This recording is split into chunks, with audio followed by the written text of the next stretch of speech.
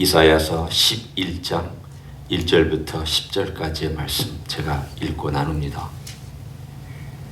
이새의 줄기에서 한 싹이 나며 그 뿌리에서 한 가지가 나서 결실할 것이요 그의 위에 여호와의 영 곧 지혜와 총명의 영이요 모략과 재능의 영이요 지식과 여호와를 경외하는 영이 강림하시리니 그가 여호와를 경외함으로 즐거움을 삼을 것이며 그의 눈에 보이는 대로 심판하지 아니하며 그의 귀에 들리는 대로 판단하지 아니하며 공의로 가난한 자를 심판하며 정직으로 세상의 겸손한 자를 판단할 것이며 그의 입에 막대기로 세상을 치며 그의 입술의 기운으로 악인을 죽일 것이며 공의로 그 허리띠를 삼으며 성실로 그의 몸의 띠를 삼으리라.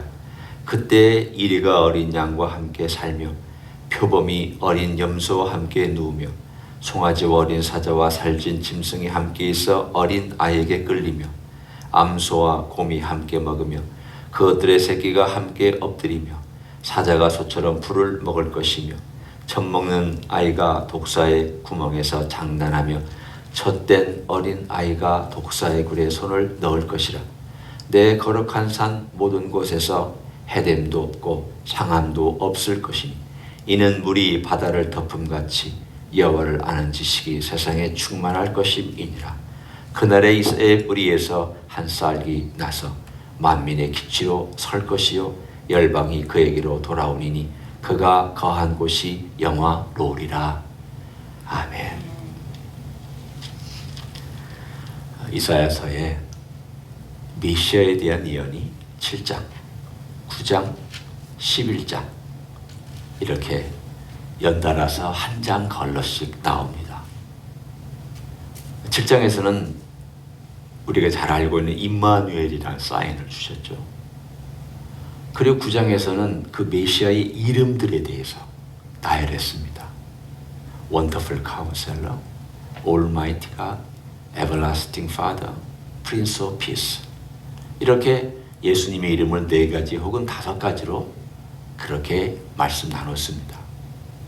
그리고 11장에도 오늘 보면 예수님이 어떤 분인가, 메시아가 어떤 특징을 가지고 있는가를 그대로 묘사합니다. 7장, 9장, 11장은 서로 보완해 가면서 7장의 예언 위에 9장이 주어졌고 9장의 예언 위에 11장이 주어져서 서로의 부족한 부분이라기보다는 완전하지 않은 계시의 부분들을 다 보충해 줍니다. 물론 11장까지도 우리 주님에 대한 예언이 다 완전하다고는 말할 수 없습니다. 그 뒤에도 계속 또 나올 것입니다. 그런데 이 장들을 보면 9장에서도 우리가 그 면을 아직은 잘 살펴보지 않았지만 11장에는 특별히 그 면이 많이 나옵니다. 그 면이란 바로 재림 때 우리 주님의 나라가 어떤 것이 될 것이냐, 이 부분이 명확하게 시적인 표현으로 등장합니다. 우리가 이사야의 입장에서 한번 생각해 보면 이사야는 초림과 재림을 알 턱이 없습니다. 구약에는 어떤 선지자도 초림과 재림을 안 사람이 없습니다. 심지어는 예수님과 동시대에 살았던 세례 요한도 예수님의 초림과 재림을 분별하지 못했고 알지도 못했습니다. 그건 정말 하나님의 비밀에 속해 있었던 부분입니다. 그러나 우리는 볼 때 주님께서 초림 때 오셔서는 이렇게 하셨고 주님이 재림 때 오시면 이렇게 하신다. 우리는 분별하고 분간해서 이해하고 있습니다. 이사야 시대 이 2가지를 합쳐서 그냥 다 예언합니다. 메시아가 오면 다 이루어질 것이다. 메시아가 오면 이렇게 될 것이다. 우리가 알고 있는 초림의 특징과 재림의 특징을 한꺼번에 이렇게 묘사하고 있습니다. 오늘 우리는 그것을 염두에 두고 이사야가 노래하고 있는 이 11장에 예수님의 출신이 뭐며 예수님은 어떤 관계를 갖고 계시며 예수님은 어떤 사역을 하실 것이며 그리고 예수님이 가져오실 메시아의 나라는 어떤 것인가, 요 몇 가지, 한 4-5가지를 간단하게 살펴보면서 우리 주님께 우리의 마음과 생각을 집중하기 원합니다. 메시아로서 오시는 분은 몇 번이나 11장에 얘기하기를 이새의 줄기에서 한 싹이 나고 그 뿌리에서 한 가지가 나서 결실한다. 10절에서도 그날의 이새의 뿌리에서 한 싹이 나서 만민의 기초로 설 것이다. 아니, 왜 뿌리며 왜 한 싹입니까?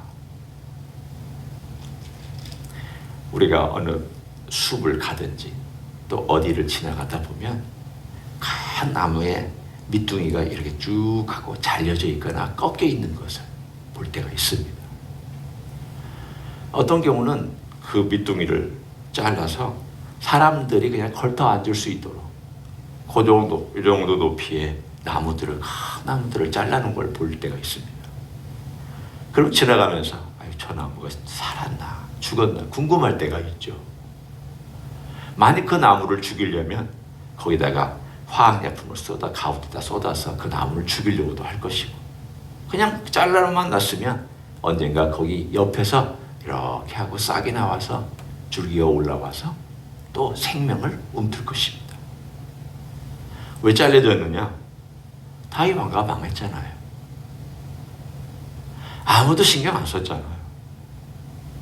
어디까지는 신경을 썼느냐 하면 수룹바벨까지는 신경을 썼습니다. 수룹바벨이 바벨론에서 포로로 돌아와서 총독의 역할을 할 때, 예루살렘을 근방으로 총독 역할을 할 때까지만 하더라도 다윗 왕가가 다시 살아날 것처럼 사람들은 기대를 했을 것입니다. 왕은 아니었지만 적어도 어떤 총독의 역할을 했습니다. 그러나 그 이후로 다윗 왕가는 가베닥히 잊혀졌습니다. 사람들의 시야에 사라졌습니다. 사람들의 관심거리도 되지 못했습니다. 그러다가 어떻게 그 수백 년이 흘러가면서 어떻게 흘러가지고 그 적통이 되는 요셉은 나사렛에서 살고 있었습니다. 베들레헴도 아닙니다. 저 남쪽 유대 땅도 아닙니다. 저 북쪽 갈릴리에, 그것도 갈릴리에서 한참 떨어져 있는, 갈릴리 지역이라고는 하지만 갈릴리에서 제일 떨어져 있는, 그리고 가장 무시받는 동네. 미국에서도 무시받는 동네가 있을 수 있죠. 대한민국에서도 무시받는 동네가 있을 수 있습니다. 아, 거기 출신 그러면 거기 왜 거기서 좋은 게 나올 수가 없다, 이렇게 말하는, 가장 1등 시민이 있고 2등 시민이 있고 3등 시민이 있다면 그 3등 시민에 해당되는 지역이 나사렛이라는 지역이었습니다. 그러니 사실은 잘린 밑둥이 그루터기에서 한 싹이 나오는데 사람들이 지나다니면서 보면서 아유, 생명이 있긴 있구나, 그리고 지나가지만 별로 눈여겨보지도 않고 관심을 기울이지 않습니다. 어린아이 나와서 아이고 여기 싹이 났다라고 거기서 앉아서 그럴지는 몰라도 아무도 누구도 신경을 쓰지 않았습니다. 그 얘기를 해주고 있습니다. 메시아의 출신은 사람이 전혀 생각하지 않은 지역에서 전혀 생각하지 않은 어떤 인물이, 전혀 기대치 아니하는 어떤 사람이 그 일을 행할 것이다. 하나님께는 다 계획이 있었지만 인간은 머릿속에 그 계획들이 사라진 줄 알고 언젠가 하나님이 하시겠지만 그렇게 알고 있었지만 그 일이 그 시대의 한 인물이신 그분을 통하여 이루어지리라고는 아무도 알지 못했습니다. 알았으면 고향 사람들이 환영했겠죠. 그렇지 않습니까? 그게 메시아인 줄 알았더라면 고향 사람들이 환영하고 박수치고 우리 고향에서 인물 났다라고 현수막 걸고 그러잖아요. 연세대만 가더라도 고향에 가면은 현수막 걸어놓고 누구 연세대 입학 축하 그러고 막 걸어놓잖아요. 고향에서 아무도 예수님을 인정하지 않았습니다. 심지어는 식구들도 인정하지 않았습니다. 그만큼 기가 막히게 예수님은 초라하고 인간적으로 볼 때 출신이 뭐야? 라고 얘기할 때 아무도 신경 안 쓰는 그런 출신이었습니다. 오늘 그런데 그 출신이 잘 보면 이렇게 나와 있습니다. 이새의 줄기에서 한 싹이 나며 그 뿌리에서 한 가지가 나서 결실할 것이다. 결실할 것이다. 아무도 기대하지 아니한 바로 그분이 결실할 것이다. 그리고 10절에서는 이렇게 또 말씀합니다. 그날의 이새의 뿌리에서 한 싹이 나서 만민의 기치로 설 것이다.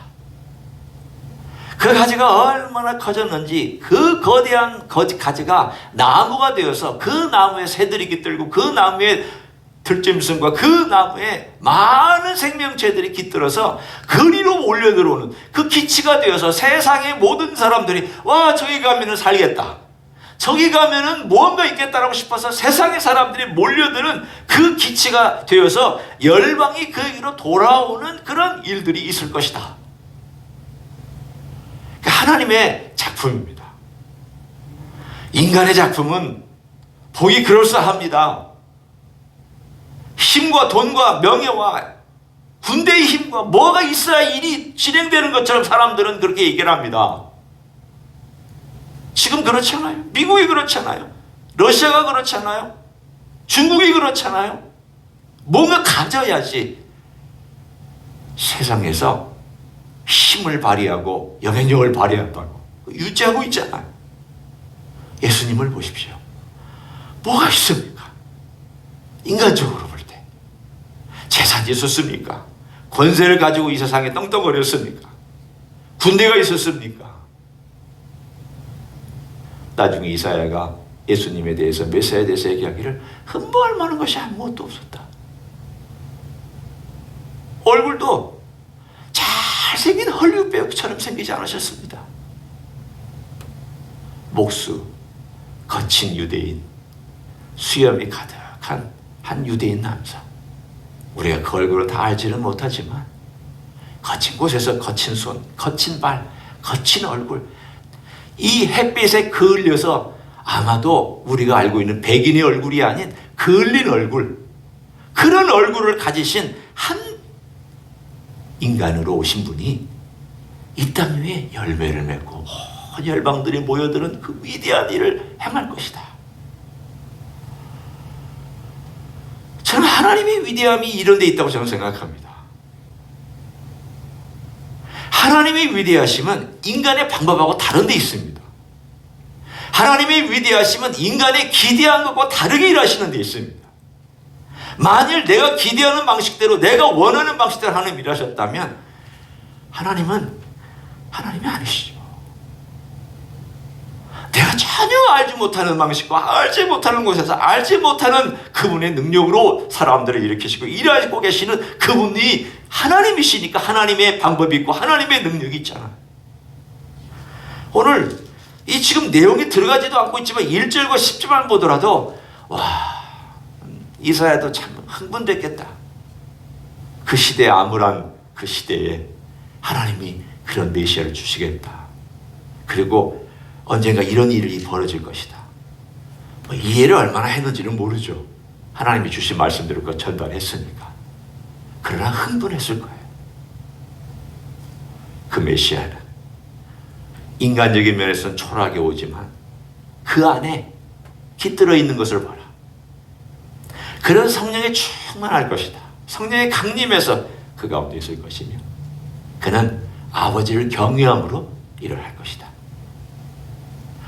그런 왕이 없었잖아요. 성령의 강림하심으로 강력하게 성령과 함께 동행하면서 일하는 왕이 없었잖아요. 다윗, 그림자적으로 했지만 완전하지 않았습니다. 여호와를 경외함으로 일하고 자기 생각대로 일하지 아니하고 겉으로 판단하지 아니하고 그 내면에 있는 인간들을 볼 수 있는 눈을 가진 왕이 없었잖아요. 다윗, 조금 그렇게 했지만 그렇게 못했잖아요. 어떤 왕도 못했잖아요. 그 이야기를 쭉 하면서 오늘 그분이 오셔서 이룰 나라를 이렇게 아름답게 묘사하고 있습니다. 좀 우리 건너가서 6절부터 9절까지 내용을 조금 보기를 원합니다. 이것은 지금 그림자적으로 조금 조금 있다고 말할 수 있지만 이 진짜 실제는 현재 일어날 일이 아니라 미래에 일어날 일입니다. 저는 6절, 7절, 8절 한 7, 8가지 묘사하고 있는 이 내용이 상징만은 아니라고 생각합니다. 많은 해석하는 분들은 상징적으로 해석합니다. 아, 그렇게 평화로울 거야. 평화를 얘기하는 시적인 표현이야. 여러분, 시적인 표현도 실제가 없으면 시적으로 표현 못합니다. 저는 개인적으로 그래, 장차 우리 주님께서 메시아의 나라를 가지고 이 땅에 오시면 그 나라에 이 일이 진짜 일어날 것이다. 사나운 짐승과 그리고 아주 부드러운 유순한 짐승이 함께 어울릴 수 있는 그런 날이 올 것이다. 나는 진짜로 어린애들이 독사구리에 손을 넣는 그 일을 할 것이다. 그만큼 평화로울 것이다.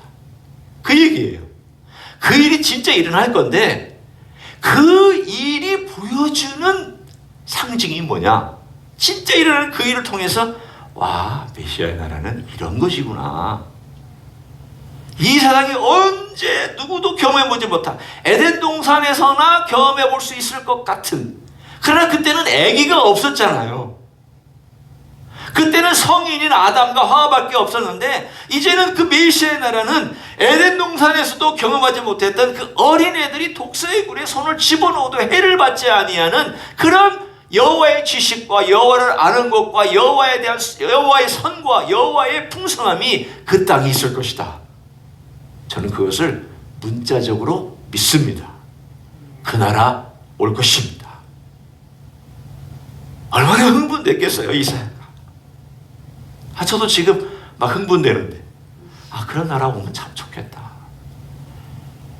지금 저 우크라이나에서 전쟁이 있는 이 전쟁이나, 저 튀르키예 땅에 있는 이 지진이나, 어린아이들이 죽고 어린도 죽고 그 참 한 사진이 참 마음 아프게, 아버지가 딸이 깔려 있는데 그 손을 붙잡고, 여전히 살아있는 그 손을 붙잡고, 참 이 구하야 되겠는데 이 더위가 너무 커서 구하지 못하고 있는 그 사진 하나를 보면서 부모로서 얼마나 가슴이 미어지고 있을까. 떠나지도 못하고 구하지도 못하고 깔려있는 그 딸, 그러나 그 손을 붙잡고 애타게 부르짖고 있는 그런 이 세상이 지금 여전히 그 한 대목을 보는 것 같아요. 지금 세상은 이렇구나. 지금 세상이 이런 모습이구나. 또 앞으로 또 이런 세상처럼 이 땅이 그렇게 진동할 것이구나. 이게 앞으로 일어날 진동할 세상이구나.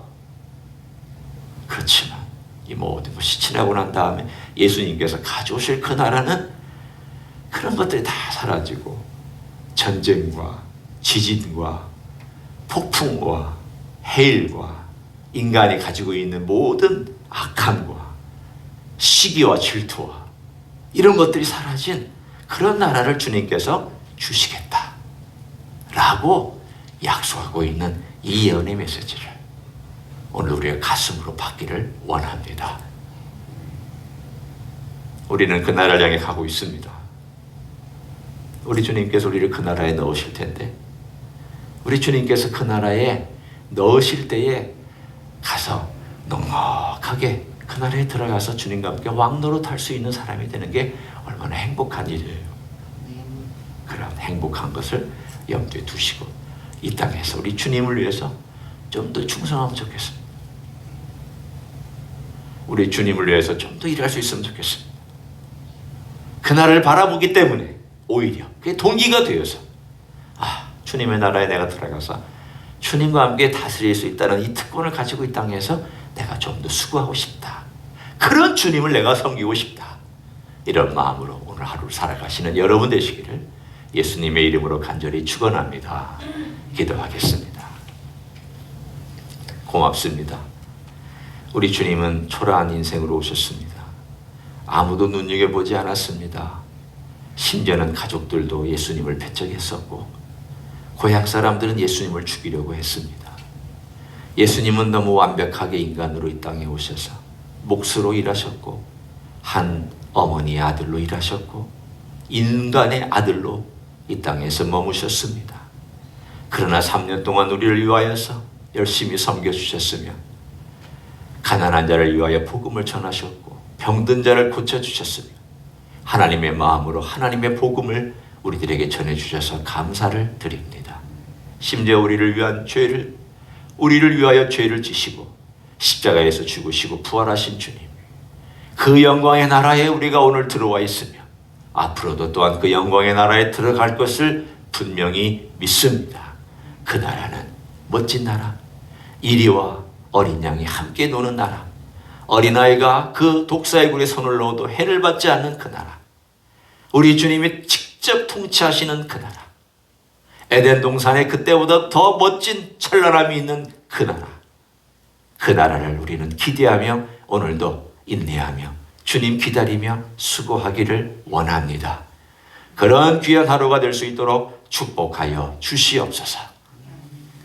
이제는 우리 구주 예수 그리스도의 은혜와 하나님 아버지의 극진하신 사랑과 성령 하나님 교통하심의 역사가 오늘도 그 나라 기대하고 그 나라 올 것을 바라보며 그 나라의 주인이신 예수 그리스도 우리의 주 메시아 왕, 우리의 모든 것 되시는 우리 주님 바라보고 걸어가기를 소원하는 이 자리에 참여한 모든 종들 위해와 주임지 히스교회 위해와 이민교회들과 한국교회들과 선교사님들 위해 이제부터 영원히 함께 하실지어다.